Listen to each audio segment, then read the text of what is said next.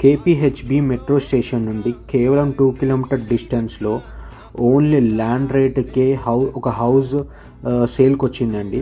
ఇది ఈస్ట్ ఫేస్లో ఉన్న G+2+ పెంట్ హౌస్ అండి.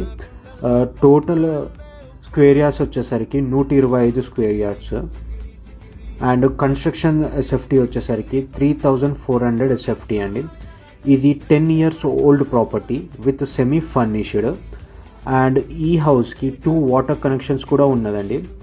ఇది రెంట్ కనుక ఇస్తే మాత్రం 50,000 రెంట్స్ గ్యారంటీ వస్తుందండి.